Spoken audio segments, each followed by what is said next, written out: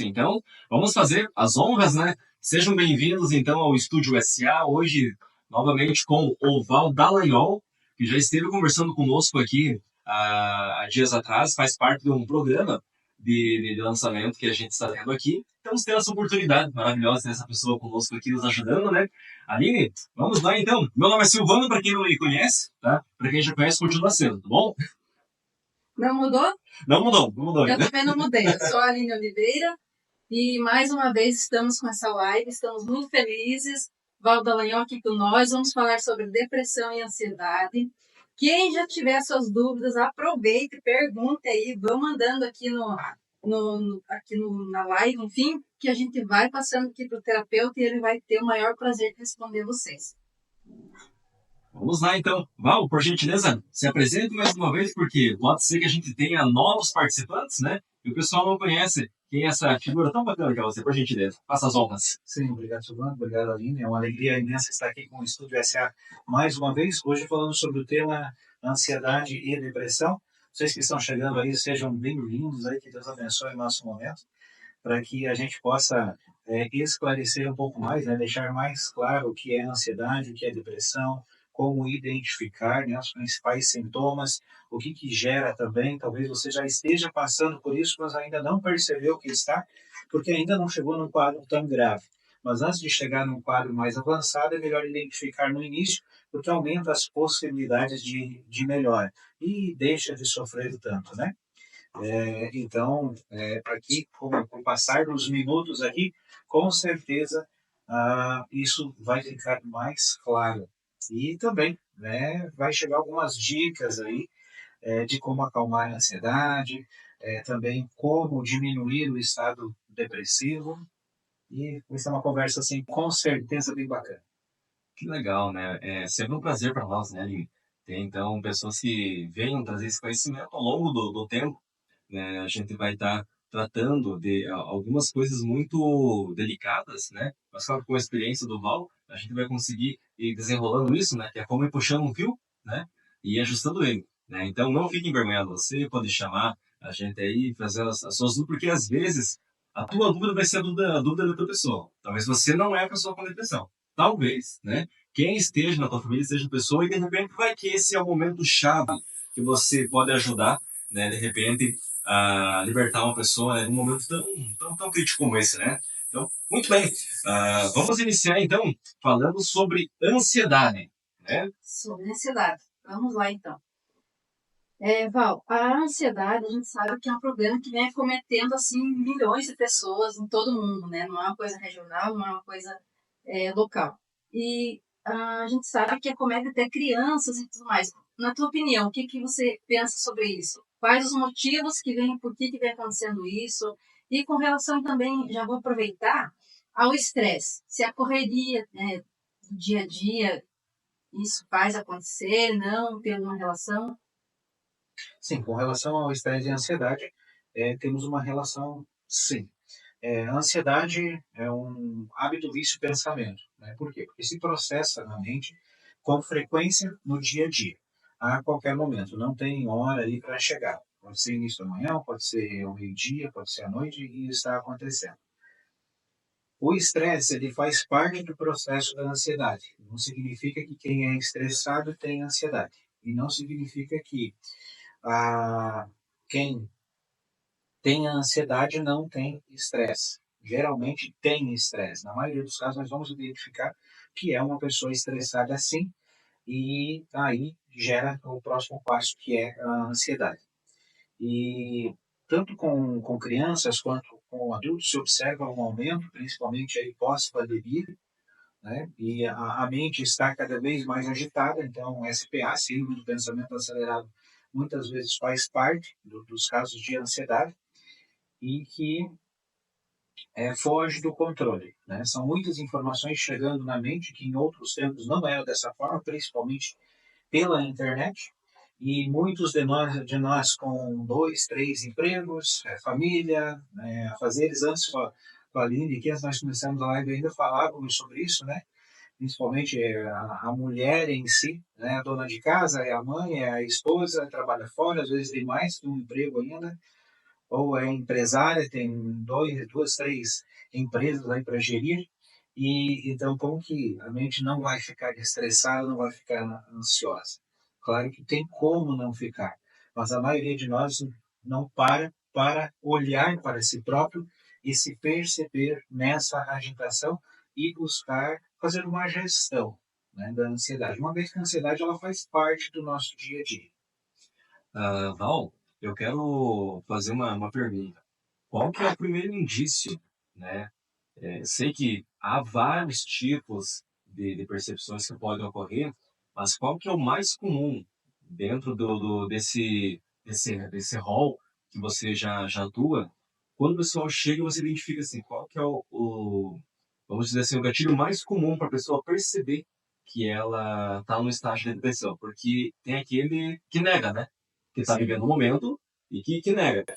Explica para nós um pouquinho qual que é é, o primeiro sentimento que vem assim para a pessoa dizer, ó, se você pensou nisso ou aconteceu isso, pode ser um indício de depressão, por gentileza. Que envolve depressão, Silvano? Isso, Bom, aí já podemos até abrir um pouco mais, né, as diferenças aí de ansiedade e depressão. E a gente vai ficar migrando nesses temas aí, né? Então, a depressão em si é ir se fechando para a vida, né? Então, os principais sintomas, as principais queixas que os clientes chegam para mim, e que isso é diariamente, né, os atendimentos aí com pessoas que têm depressão, as principais queixas. Estou desmotivado, não tenho vontade de sair de casa, não tenho vontade de conversar com pessoas, não tenho vontade de realizar algo. Geralmente pergunto, e teus sonhos? Não tenho, né? Não tenho mais vontade de se desenvolver na vida. E a vontade em si, ela se torna automática, mas para o lado negativo, de se fechar. A depressão em si, ela vai diminuindo o ritmo da vida, se fechando, até chegar naqueles casos que talvez você já ouviu, já viu, casos assim que a pessoa realmente só quer fechar dentro de casa e não consegue mais nem abrir as cortinas de casa. Né? Não tem vontade de cozinhar, não tem vontade de fazer uma reforma na casa, no caso dos homens, não tem vontade nem de tomar banho. Eu tenho alguns clientes que vai passando no decorrer desses anos de atendimento que o nosso primeiro passo é começar a fazer a pessoa ter umas atitudes próprias, movimento para a vida. Se depressão é fechar, é um sistema de fechar, é um processo que se fecha, cada vez mais fechado, a ponto de levar à morte. Então, o viver é ao contrário, é movimentos. Tudo que se move é vida, é ao contrário. Isso serve para todos nós. A gente vai dizer, mas eu não vou fazer mais isso na vida, eu não vou mais fazer esse lazer, eu não vou mais fazer essa atividade física. Você está se fechando, está se fechando, está se fechando. Aumenta as possibilidades de abrir as portas para um estado depressivo. Então, as principais queixas aí, geralmente estou triste, estou desmotivado, não tenho sonhos, não tenho vontade de fazer isso, não tenho vontade de fazer aquilo, só quero ficar dentro de casa. Em muitos casos, eu não tenho vontade nem de levantar da cama, não tenho vontade de tomar banho, de cuidar de si próprio. Então, são pessoas que, quando se estão no estado depressivo, não é porque não querem fazer, mas não têm vontade de cuidar do cabelo, de cuidar da barba, de cuidar do rosto. E muitas vezes, Daniel, a pessoa não consegue nem identificar os motivos do porquê que tá ficando assim, né? Isso mesmo. Mesmo que tenha acontecido um trauma de repente, daqui a pouco um luto, alguma coisa assim, a pessoa tende a pensar, não é por conta disso. Às vezes muitas vezes ela não consegue identificar mesmo, né? É como o Silvano disse, ela meio que nega, né? Tô triste e tal, mas não consegue a raciocinar, não consegue nem perceber que está se fechando, né? Uhum. Porque nós falamos assim, em dois caminhos para que a depressão usa para crescer dentro do ser. Um deles é por um momento de impacto. Uma mãe perde um filho de forma trágica, né? As possibilidades dessa mãe entrar em depressão é muito grande, né? E foi ali muito rápido isso. Então isso é de forma impactante, é algo que gerou um impacto e dentro de poucos dias, poucas semanas, ou 1 ou 2 meses, já está num quadro depressivo. Depressão em si é um acúmulo é uma tristeza muito grande ou é um acúmulo de tristezas que, com o passar dos tempos, se torna tão grande que a pessoa não consegue mais suportar. Então, o segundo caminho que a depressão usa para se desenvolver dentro do ser é o pouco a pouco, o acúmulo de tristezas. Né? Tem uma tristeza aqui, tem outra tristeza lá no decorrer da vida, na infância, na adolescência. De repente, na adolescência, já estava com quadro depressivo. Ou entra na fase adulta, aí passou por uma traição, de repente perdeu um ente querido, vai somando tristezas, de repente fracassou nos negócios, ou perdeu um emprego, vai somando, e daqui a pouco está num estado depressivo. Pode ser, inclusive, que tenha vindo isso das próprias gerações. Né? É comum perceber nos quadros de depressão também que a minha mãe foi depressiva, a minha avó foi depressiva, ou meu avô foi depressivo. Né?